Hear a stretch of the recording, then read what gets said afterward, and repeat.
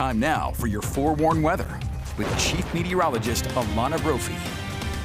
All right, we've got some weather drama and some moisture around the state. Let's say hi to Chief Meteorologist Alana Brophy. Watching it for you. We see the raindrops on the camera lens there, Alana. You know I love the drama, Brian. And yes, in Moab on Main Street, we've got wet weather. Strong storms in the area prompting several different weather alerts.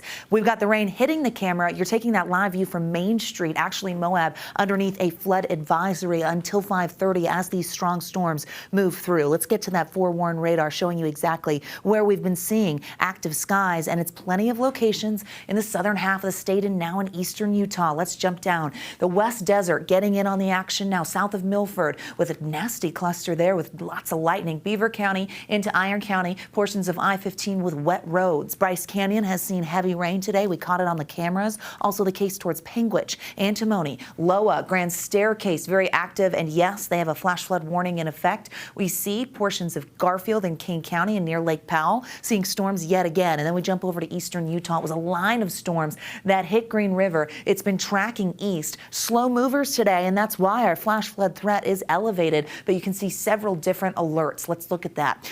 Flash flood warning in Grand Staircase will hold until 5:30. This is for very popular spots like Harris Wash, Hole in the Rock Road, Cedar Wash. Those areas can get very dicey. Eastern Utah has several alerts right now. Flood watch issued for southeastern Utah. We've got a flood advisory including Moab until 5:30. This does also include the Spanish Valley area. Flash flood warning for Canyonlands National Park, Island in the Sky, White Rim Road. That actually has been impacted by that flash flood warning that holds on until 5:45. And this brand new flood advisory includes Arches National Park. We see the rain. We just saw it on the camera coming down in the area. Very steep terrain. 10-Mile Canyon's also part of this. And so is the Nash Wash and the Salt Wash. As we jump over to southwestern Utah, you see quieter conditions, but storms are still ahead for them this evening. Our Black Desert Sky Cam shows the cumulus clouds starting to build. Satellite radar also shows the storm progression as it tracks east. Midweek moisture surge. We knew the movement of an upper level low would trigger these storms and bring them back. Yesterday was a little more isolated in nature. Meanwhile, in northern Utah, gosh, we're like, it's beautiful. We can't get enough of a day like today. Live view from Old Main and Logan. Temperatures in the low 70s. It's beautiful. We're right around average or just below it. 77 now in Salt Lake. 79 is our average high. 80s in Vernal, but compare that to the 60s in the rest of eastern Utah. With wet weather driving down the temperatures, it's very easy to see where we're dealing with storms. 90 in St. George, 70s for the I-15 corridor. A couple 60s in places like Emery towards Green River. Along the Wasatch Front, clear skies. I love the sunshine, which means we're going to have a quiet overnight and dry conditions for your evening. 65 by ABC4 News at 10. Wet weather tomorrow. Well, it stays in the cards. The movement of that upper level low would bring some wraparound moisture. We've got low level moisture, and that means that's going to push a little further north than where we're seeing storms today. Central Utah, you're getting in on the mix. Our excessive rainfall threat is a marginal risk all the way up to Castle Country. So I think Juab County has a safe bet of saying you'll see storms. Utah County has the potential. Slow moving storms with heavy rain leads to flooding, and that's what we're going to see. Futurecast gives you the timing here so you can stay forewarned. Eastern Utah really active. Southwestern corner of the state by 10 p.m. Looking at some heavy storms coming through that area.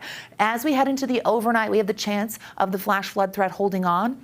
Tomorrow by the afternoon, we're at it again. Castle Country, the Basin, southern Utah. Keep this moving and you start to see Juab County getting those storms. I-15 corridor by 6 p.m. tomorrow evening. Iron, Beaver, and Washington County looking at some strong thunderstorms by 10 p.m. That's the Grand Staircase area holding on into Friday. How about northern Utah gets in on the mix? We're a bit unsettled. Could see some isolated storms in Cache Valley and along the Wasatch Front as that moisture surges further north. Quiet week, though, for the Wasatch Front with dry conditions. Different story in the south with a probable flash flood risk at Capitol Reef tomorrow possible. For the rest of the Mighty Five, looking at those temperatures, well, we have a warming trend. We're going to get to the 80s, 81 in Salt Lake, slightly above average, 70s and 80s on the eastern side of the state, 90 in St. George, but more widespread on the storm front for our Thursday as that moisture moves into central Utah. Southern Utah, scattered storms tomorrow, isolated Friday, slight chance Saturday, and then the triple digits are like, hey, You're on my territory. Let us warm. And they do. High pressure comes back. Looking at the Wasatch Front, you're going to see the 80s turning into 90s. We have the threat of some storms Friday, higher terrain on Saturday. By Sunday, we're sizzling a little bit. We bring back the 90s and they hang for a minute until the middle of next week. A lot going on. Good news. I told you about it earlier. Hey, there you go.